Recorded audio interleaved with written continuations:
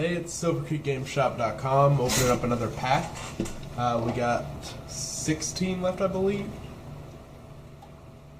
And we're going to roll a d20, determine which one we got. We still haven't opened any of the crazy awesome ones. So here's to hoping we hit unhinged, because that's all we all really want to see. But or we're just going to foil goif or something, out of the Modern Masters. That'd be nice. Yeah, I could settle with a foil goif. But we'll just re-roll on 17 and higher. Reroll? Re-roll. 2. Oh, we got the lamest one out of the bunch. Yeah. That's so bad. Unexciting. So sorry, guys. Yeah. Maybe we'll rip, some foil goodiness out of this. There's no foil goodiness. However, one of the things that we talked about and people had asked for is us to talk about some of Blowout. Wow. So this is going to be one of those packs that we just talk about limited, but yeah. But one of the things that some people had asked about and that we talked about doing is talking a little more about the set itself instead of just the cards in it, since there are going to be a lot of people watching that haven't necessarily played with most of these sets. It's unexciting that we had to start it with Return to Ravnica, but Return to Ravnica, it goes back to one of the sets that started to save Magic when it was on its downfall, from when Mirrodin kind of hurt the standard metagame with people quitting because Ravager Affinity was too prominent. It was the first real oppressive deck that they tried to ban cards out of. Then you had Champions of Kamigawa that people hated because it was extremely underpowered. It was a fantastic set flavor-wise and limited-wise and block-wise, but in terms of standard it was mostly horrible. But then you had the original Ravnica set that started to bring people back in, that brought out the guilds, it brought out the new Shocklands that we're used to with better art than we have now. But Return to Ravnica was partially because they really wanted to reprint the Shocklands for to push Modern into more playability so that people could get a hold of the singles more. But it's also one of the most nostalgic sets for a lot of people because it's what brought them back. So in this, the two multicolored cards we see, which are very common in the both Ravnica blocks, are Golgari Charm and the Vassal Soul. This guy could be a house. Yeah, the Vassal Soul is hilarious because it's just a Windrake. Yep. But Windrake was very good in this format. Martial Law, though, is our rare. And this has the Azorius keyword on it, even though it's only white. It's an enchantment that at the beginning of your upkeep, you get to detain target creature an opponent controls. Detaining is the Azorius mechanic from the new Ravnica set that keeps the detained permanent from attacking, blocking, or using activated abilities. So the reason Martial Law is so good is when you play these out, there's a lot of really terrible board states where the person who can do combat math better usually wins.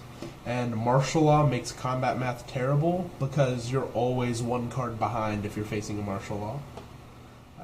The most awesome card, whether or not it's the best card, is Lobber Crew.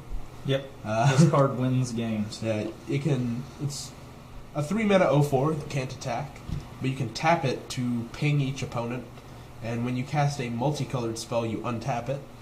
So it is awesome. Really good in Two-Headed Giant. Yes, each opponent is relevant. So you're doing both 2 per turn. Yeah, and it's something that there are a few people that like to force Lobber Crew decks, and there are a few people who refuse to play Lobber Crew decks. So there's a good chance that one person can end up with 3 or 4 of them in their 40-card deck, and it's kind of busted. But the Crosstown Courier was always a fun one to play with because most people undervalued it a lot. Yeah, having the Coral Merfolk in blue, the blue-white aggressive deck was actually very good. Mm-hmm. But just having a 2-mana 2/1 was really good. On top of actually having Mill, there wasn't a whole lot of relevant mill cards in Return to Ravnica, seeing as Dimir, which is the mill guild, didn't come out until Gatecrash, which is the next pack. But it's not irrelevant in Limited. You don't have a huge deck, and if you can mill their one bomb, it gets you really far ahead. But Destroy the Evidence blows up a land, which is terribly mean.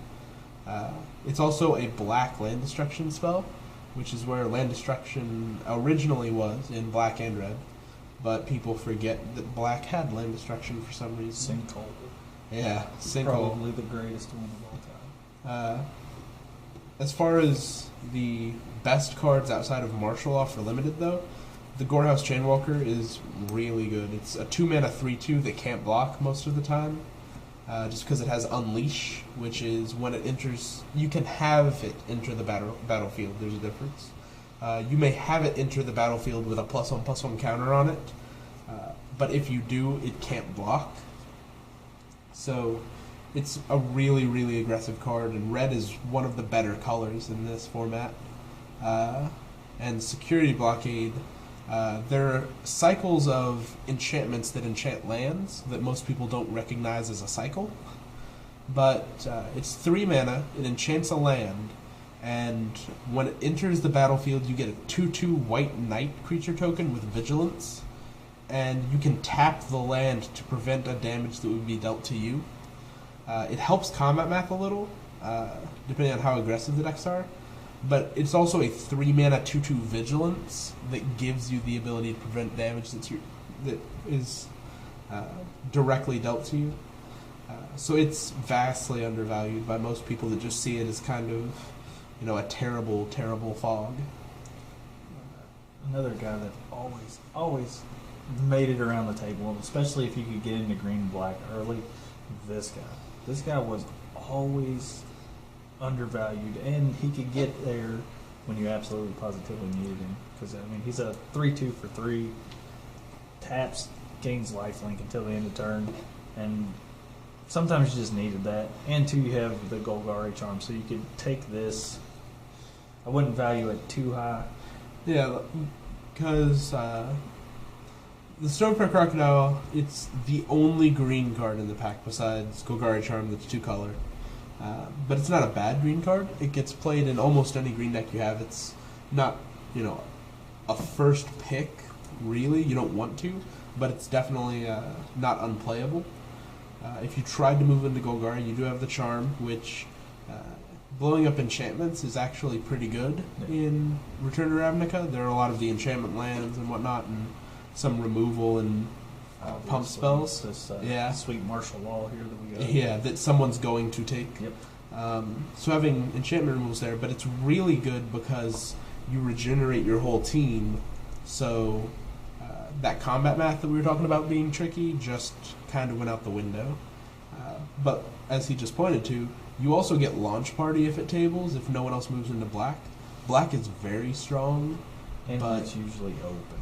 It is. People really like to go red aggressive. There are people who really like to play like control decks or the blue-white flyers. But Launch Party, it's just an instant. You sacrifice a creature when you cast it, but it destroys a creature and its controller loses 2 life. Unconditional removal spells are always fantastic. In something like the green-black deck, it's not at its best because most of your threats are just slow, fat guys. But it's better in something like the red-black aggressive deck with a bunch of cheap creatures that get worse as the game goes on. But if you can table something like Launch Party, which is one of the better